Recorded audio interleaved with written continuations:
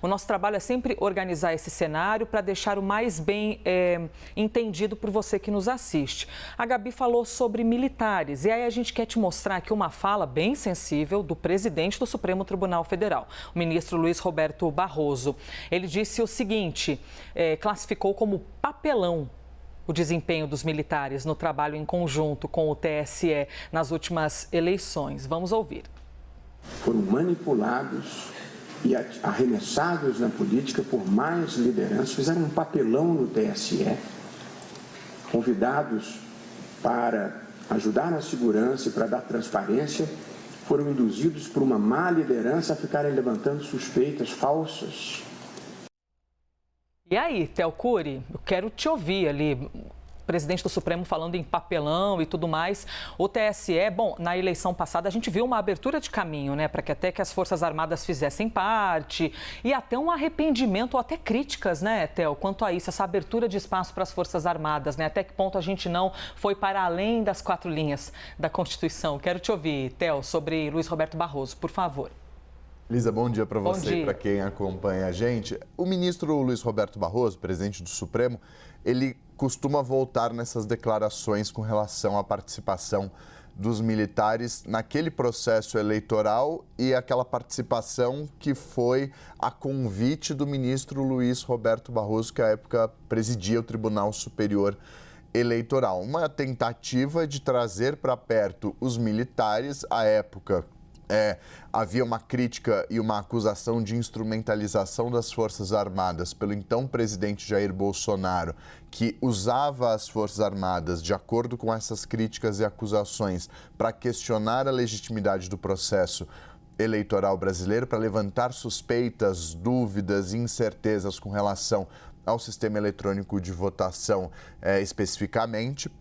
Nessa tentativa de trazer as Forças Armadas para perto, o ministro Luiz Roberto Barroso, que presidiu o TSE, criou essa comissão eleitoral, que contava com a participação de diversos atores brasileiros, como, por exemplo, Tribunal de Contas da União, as próprias Forças Armadas, Ministério Público Federal, enfim, representantes de diversos setores brasileiros, para que eles dessem palpites, sugestões de melhorias e para que todos pudessem juntos participar desse aperfeiçoamento do sistema de votação brasileiro. A ideia era trazer para perto, mas acabou gerando uma crise muito grande. Houve uma série de trocas de ofícios entre o Ministério da Defesa, o Tribunal Superior Eleitoral, questionamentos, levantamento de dúvidas que não tinham fundamento técnico.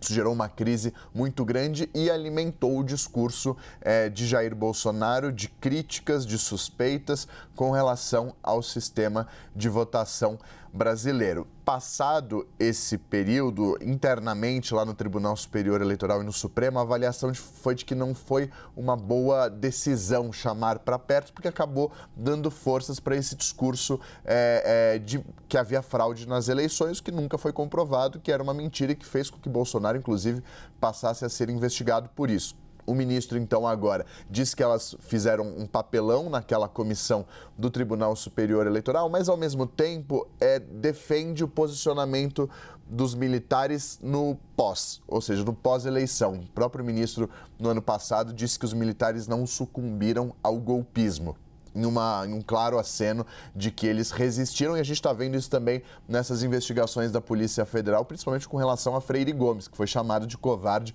por não querer aderir a esse golpe. Então, são idas e vindas da fala do ministro Luiz Roberto Barroso, que teve uma participação de trazer as Forças Armadas para dentro dessa comissão, que foi alvo de críticas e que acabou alimentando esse discurso de Jair Bolsonaro. Pois é, e nesse processo todo nós já trouxemos até apuração, né, Théo, de militares dizendo em off, lógico, que bom que tudo isso está ocorrendo, porque assim separa as pessoas que de fato estavam envolvidas numa tentativa de golpe ou de repente deslegitimar as eleições e que deixem aqui trabalhando aqueles que não têm nada a ver com isso. Enfim,